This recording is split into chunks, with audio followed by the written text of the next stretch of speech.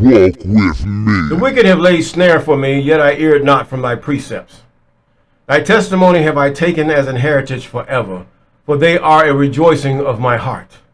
I have inclined my heart to perform statutes always, even unto the end. I hate vain thoughts, but thy law do I love. Thou art my hiding place and my shield. I hope in thy word. Depart from me, ye evildoers, for I will keep the commandments of my God. Uphold me according to thy word, that I might live, and let me not be ashamed of my hope. Hold thou me up, and I shall be safe, and I will have respect unto thy statutes continually. Thou hast trodden down all of them that err from thy statutes for their deceit and falsehood. Thou puttest away all the wicked in the earth like dross. Therefore I love thy testimonies. My flesh trembleth for fear of thee. I am afraid of thy judgments. I have done judgment and justice. Leave me not to mine oppressors. Be a surety for thy servant for good, and not for the proud oppress me. Mine eyes fail for thy salvation, for the word of thy righteousness. Deal with thy servant according to thy mercy, and teach me thy statutes. I am thy servant. Give me understanding, that I might know thy testimonies. It is time for thee, I am, to work, for they have made void thy law. I've just read Psalms chapter 119, verses 110 to 126. Yes, deliver me from the hands of evil spirits who have swayed the thoughts of men's hearts, and let them not lead me astray from thee, my God. Establish thou me and my seed forever, that we go not astray henceforth and forevermore. Jubilees chapter 12 and verse 20. Yes, good morning, good afternoon, good evening, those of you on this platform and those shared platforms. We thank God for you. Yes, we're in we're in Oshea, a.k.a. Joshua. Yes, they call him Joshua. You can say Oshea or Oshua. Oshua, yes. It could be either one, but I think Moses might have said, just my hypothesis. Moses might have said, I think it was Numbers chapter 13 or 31, one of the two. He said, now, the father called him Oshea, but Moses called him Oshua. There can be a confusion there, but then you got the colonizer come and say, oh, his name is Joshua. Let's put the J on there. It sounds better. And so they start giving each other Christian names, Josh and all this. So whatever. But anyway, we're in the 12th chapter of Joshua, or Oshea, or Oshua. I just want to put either one. But either one. And we thank God for you, and also we thank God with a hand clap of praise for those of you who have been with us since the beginning, and those of you that have been with us thereafter and here and there is about. And we thank God for those of you who have just subscribed or followed. And we thank God for those of you that are about to subscribe or follow, calling those things that are not as though they are. Yes, all praises to the Most High for you. And we thank God for being in the book of Oshea. This is a book about really taking the land back. They didn't colonize the land. It was colonized by Canaan, but they took it back. And this verse 12 is going to give an account of what they had done. In other words, you give minutes on what was accomplished in your meeting or an after action report. It's sort of like an after action report on this ordeal, the things that Israel has done in these few verses, taking the land back. You know, I applaud the Sahel. I don't know about South Africa. I would put that to the side right now, but from east to west, these countries, from the Sahel, from the east of Sahel, to Sudan and all the way down on the east and in the middle, Congo and all the rest of them, and even down even into Nigeria and Benin and all the rest of them that are not a part of the AES. Now we have a chance. You have a chance to make it right. You have a chance to claim your land back. I mean, you're going to have foreigners either way. They're going to own things. They're going to have things. That's okay. But not that they rule a land that is solely given to you by the Almighty. Yes, you were the first ones there. You were the aboriginals. You notice the colonizers, they have taken the northern parts. There's nothing you can do about that. That's God's doing. And over there, what we call Palestine, that was part of Africa. That's God's doing. United States and South America and North and Canada, all that is colonized. In other words, you're paying taxes, you're paying a levy, you're paying all those things to those who really do not belong there at all. But the fact is, it's not the fact that that is just the fact you're not the head, you are the tail. You are not the preferred ones. You are the least preferred and less than that a preferred. And this is what God is going to take the land back. Some of this land he's going to have to take back himself by force.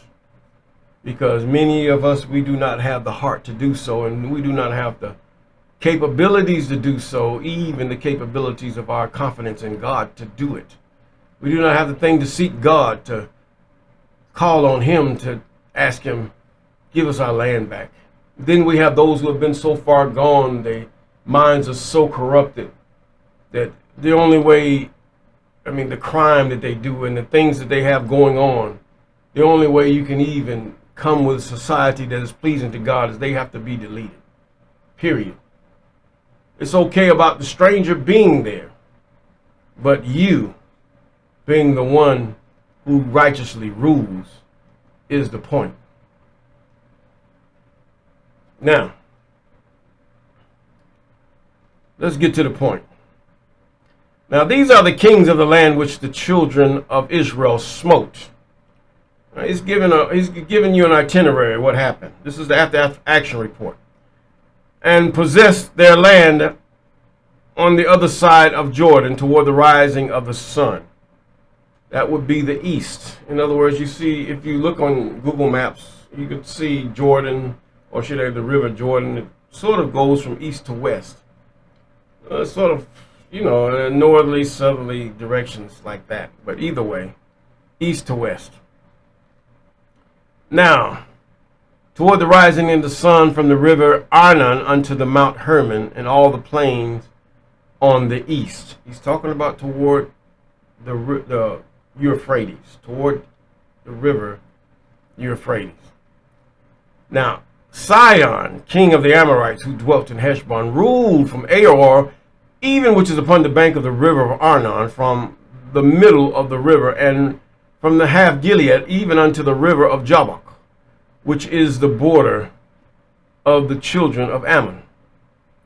And from the plain to the sea of Chinoroth on the east, and unto the sea of the plain, even the salt sea, that's the Dead Sea. Very salty. On the east side, as you go down, you got the Dead Sea, and before that you have the river of Jordan River. That's to the east side of the Dead Sea. The way to Beth-Jeshimoth, and from the south under Ashdoth Pisgah. And the coast of Og, king of Bashan, which was of the remnant of the giants. In other words, these were very tall people. Og king, he was the remnant of the giants. They were Africans. They were African featured. They were tall people. They were not what you see there today.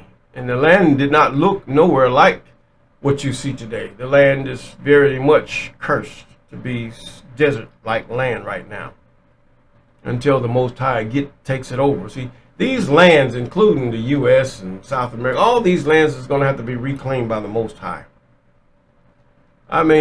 He's going to do it, but he's going to do it with a small people. Don't need no weapons. Not in the least. You see what he's doing now? He's turning them against each other. They're going to cancel each other out, it appears.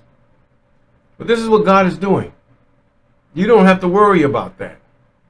The stranger is the one that would adhere to the commandments, statutes, ordinances, and laws of the Most High, he will be able to live and he will be able to enjoy. Even this is why Abraham would, the nations of Israel, even Abram, will be a blessing to the nations that surrounds them. Because God is, his affection is toward Israel. You can counterfeit all you want. It's not going to work. You can counterfeit all you want. Oh, we're the children, we're this. Oh, have your square hats and all this and doing all. No. God knows them. He knows those who are his. He knows who the seed of Abraham is. He knows who the seed of Jacob is. And he certainly knows the ones that he shall come with 10,000 of his anointed ones. That little small stone hewn out of a mountain. He knows this. Forget the New Testament. Let's leave that alone, because it's that is gone. I mean, it's apparently this has been the plan all along, to trip the heathen up and to wisen up those, because God says about himself what they don't say in the New Testament. Yes, God cannot lie. He will not lie. Why? There's no honor in lying. But either way, he says now in verse 3, we're going to go to verse 3.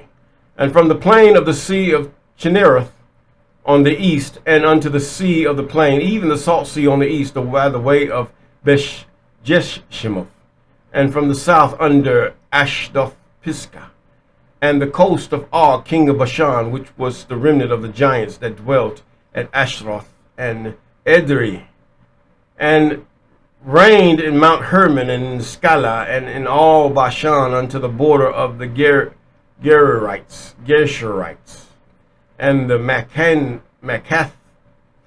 and half Gilead, the border of Sihon, king of Heshbon. Them did Moses the servant of the I Am and the children of Israel smite. And Moses the servant that I Am gave it for possession unto the Reubenites and to the Gadites and unto this, and that's Gad, the children of Gadites, and to the half tribe of Manasseh. These are the children of Joseph. And these are the kings of the country which Joshua or Oshea gave to the children of Israel, smote on this side of Jordan, on the west, from Balgad in the valley of Lebanon, even unto the Mount Halak, that goeth up to Seir, which Joshua gave unto the tribes of Israel for possession according to their divisions. In other words, from the Euphrates River all the way down to the brook of Egypt belongs to the children of Israel. The rest are Shemites, all the way down further south. Now, which Oshea gave to the tribes of Israel for possession. Now, in verse 8, in the mountains and in the valleys and in the plains and in the springs and in the wilderness and in the country, the Hittites, the Amorites, and the Canaanites, and Perizzites, and the Hivites, and the Jebusites. Now we're going to get into what kings they have, or peoples they have conquered at the commandment of the Most High, reclaiming the land that belongs to their father Shem, that was allotted to the tribe of Jacob, or the people of Jacob. Now, verse 9. The king of Jericho won, the king of Ai, which is beside Bethel, won. The king of Jerusalem won. The king of Hebron won. The king of Jarmuth won. The king of Lachish won. The king of Eglon won. The king of Gezer won. The king of Debri won. The king of Geda won. The king of Hormath won. The king of Arad won. Look on your map. You'll see the city of Arad. And then above that, you'll see Telarad. Tel means somebody lived there at one time. This was Jebus. This actually says that it was that. And the land is desolate. I mean, it's very desolate. There's a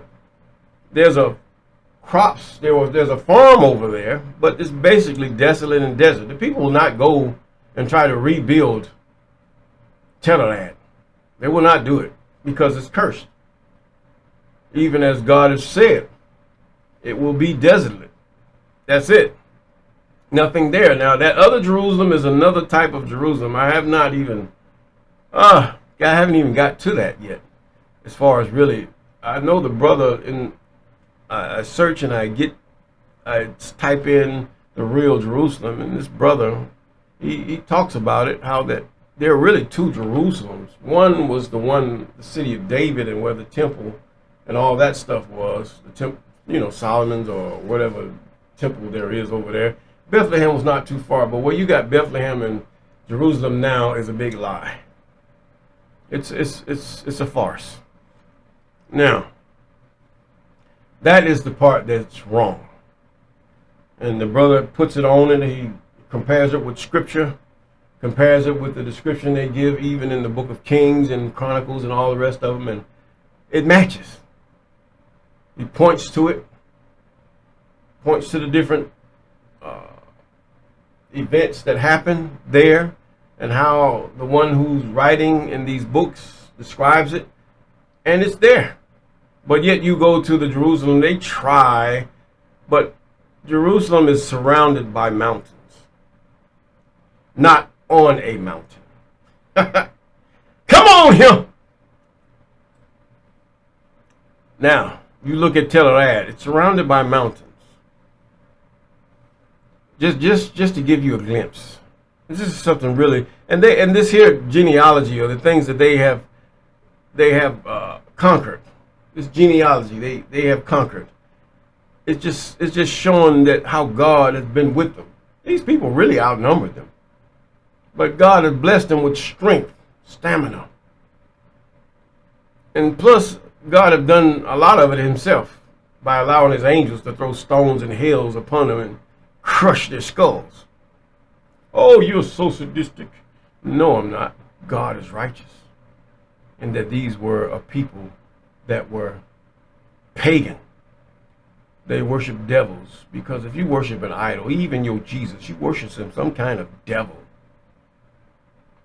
You're worshiping a devil. When you say Jesus or your Isis or whatever is God, then what are you saying? You're saying God is a liar. There's two gods in heaven. We killed God, as some of the heathens say. No. God is not going to reduce himself to the auspices of man, just like an inventor would not reduce himself to his own inventions. Nah, ain't going to happen. But let's see. Verse 10. He said, the king of Jerusalem won, the king of Hebron won, the king of Jarmuth won, the king of Lachish won, the king of Eglon won, the king of Giza won, the king of Debri won, the king of Judah won, the king of Hormah won, the king of Arad won, the king of Libnah won, the king of Adullam won, the king of Makkedah won, the king of Bethel won,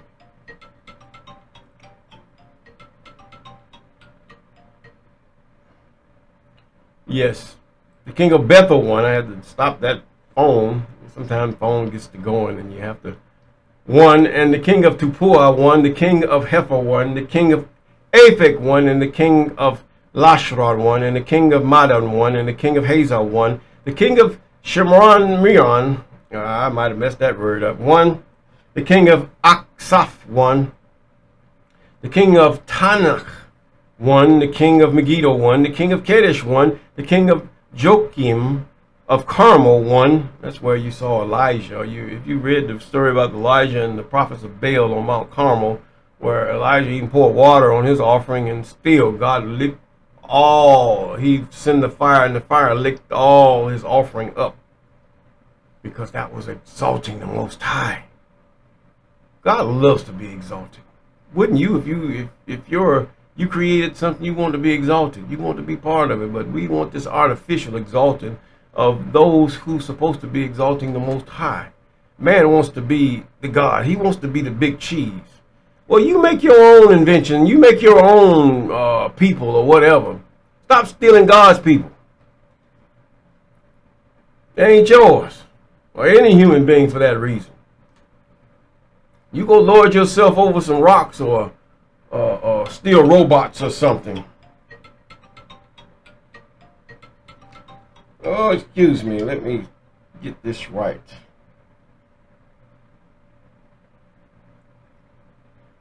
Oh, boy. Yeah, I have to get that right. We're into this. Now, the king of Dior and the coast won. The king of nations of Gilgal won. The king of Tisra won. And all the kings, 30 and 1. 30 and 1 kings. 31 kings they subdued. Now you have to realize the people that were behind these kings. See, when you talk about a leader, it's not when the leader is representative of the people that he's leading.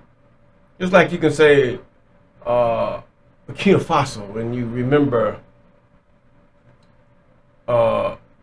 Ibrahim Traoré.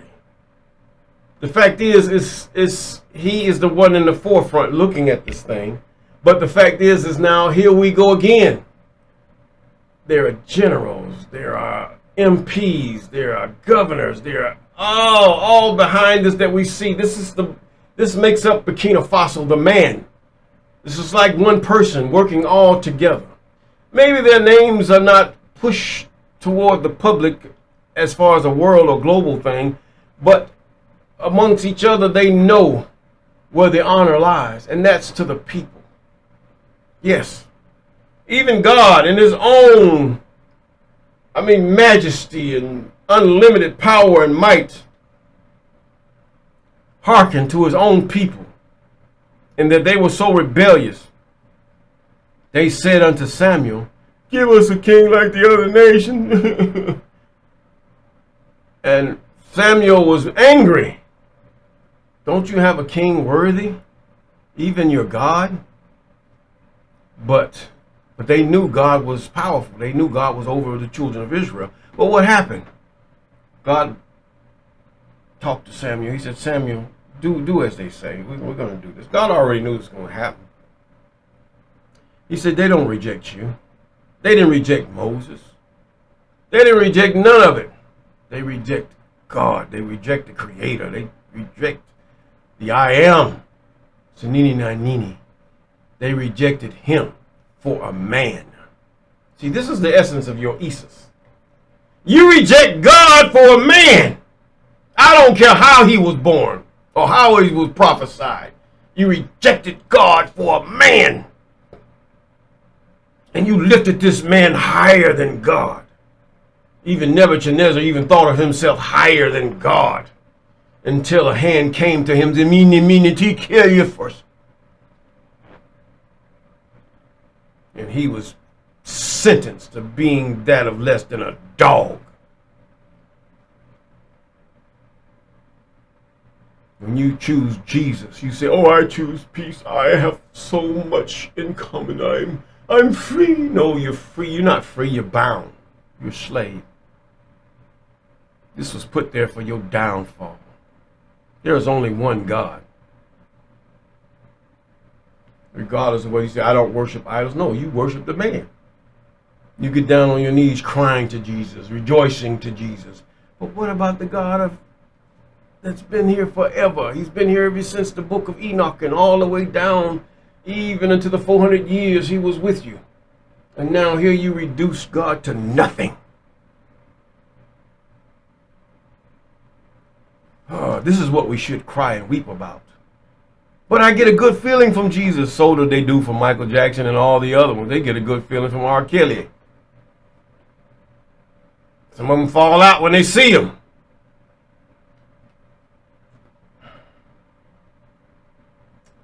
The king of Dior, these kings, 31 kings. God, powerful. But he was using human.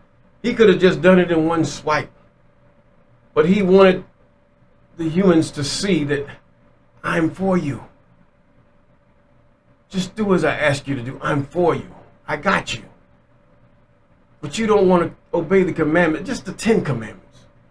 If you don't know nothing else. Because all the other laws are like subsequent under the 10 commandments. If you really look at them, many of you do not even read the laws. And yet you have a comment on God, that he's unfair. Is it unfair if you have one eye left and somebody poked out your eye that you poke his eye out too? That's not unfair. Not unfair at all. But with that, trust in I am with all the heart, lean not to thy own understanding. Even as we read in the Psalms 119 we've just read, this psalmist was, he knew that God's laws, his commandments, ordinances, and statutes were life, equity. There's equity in the law of the Most High. In other words, You're no better than me. You shoot me, somebody of me is going to shoot you.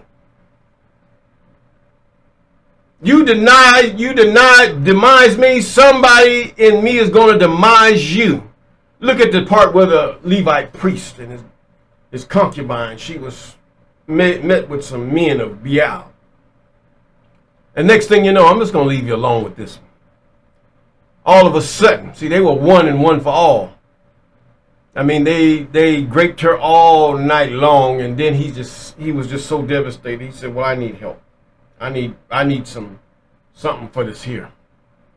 And what did he do? He cut up her bodies and sent it to all the tribes. And God touched their hearts, and they came up against the same people that would uphold these hideous men that done this hideous deed.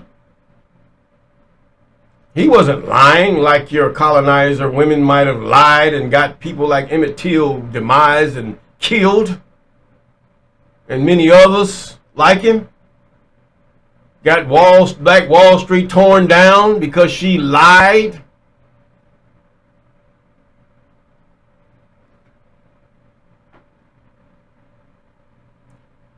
God's law makes you equal. When you do not go by the law, commandment, statutes of the Most High, and you go by what Jesus says, you are not equal, because they don't even recognize this gospel. If they did, you would just still, should I say, Mizraim would still be in America. If they did, they would not come over here and put blankets with disease in them to get those that were in North New York area to put them and then call it Thanksgiving. If they did, it wouldn't be so with Africa, where they're stealing all its resources and enslaving. Even the good ship Jesus would not have ever traveled. The whole New Testament is just it's a lie. Its core is a lie. It uses truth, a lie wearing the truth, but the truth runs naked. And to put that again, one more time. The law, commandments, statutes, and oh my God, you just don't know. It causes you to be equal. You don't have to sit up there and put all these doggone go marching down the street. God will show you what to do, because his law makes you equal with the world. And with that, I'm going to say peace.